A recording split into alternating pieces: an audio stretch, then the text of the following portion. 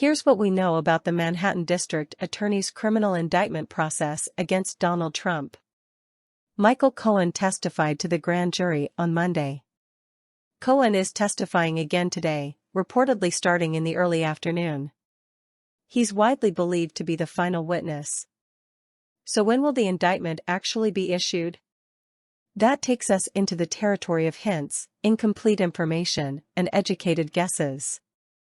We don't know if Cohen is going back in for just a few quick finishing touches, leaving enough time for the grand jury to vote on indictment late on Wednesday, immediately after his testimony concludes. We don't know if Cohen's testimony will take up all of Wednesday, meaning the grand jury will have to indict on the next day it meets. Due to some conflicting reporting, we're not even certain when the grand jury's next date is. So what are we looking at as far as the indictment? Late today? Tomorrow? Friday? Is there some chance it'll slip all the way to Monday? We just don't know. The DA knows what his timeframe is, but we don't. That does bring us back to the hint that a source close to the DA's office leaked to a reporter last week, which was that Trump should beware the Ides of March. For reference, the Ides of March is today. Was that leak pointing to today as indictment day? Was it merely pointing to this week as indictment week? Is that the schedule the DA's office is still on?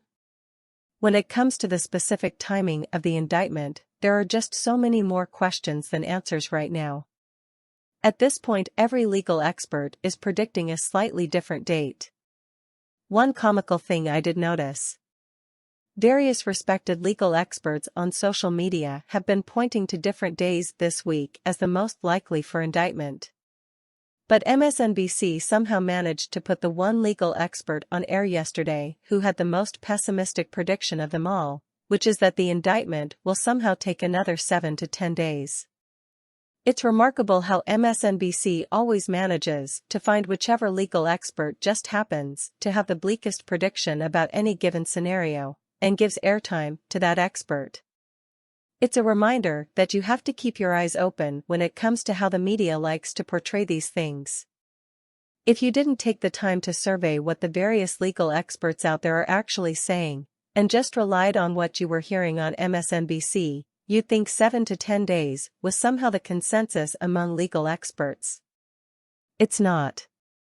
In any case, we'll see how this plays out. As I like to say, when it comes to the legal process, your personal impatience, or mine, is irrelevant to how things actually work.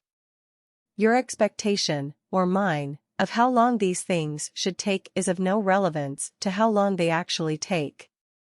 No one is dragging their feet or anything along those lines. Witnesses are testifying to a grand jury that has to decide whether to indict someone and send them on to criminal trial. It's a process. It's a big thing that has to be done right, and the indictment will drop on the day that the legal process allows it to drop. But make no mistake, we're here now. Trump is being criminally indicted.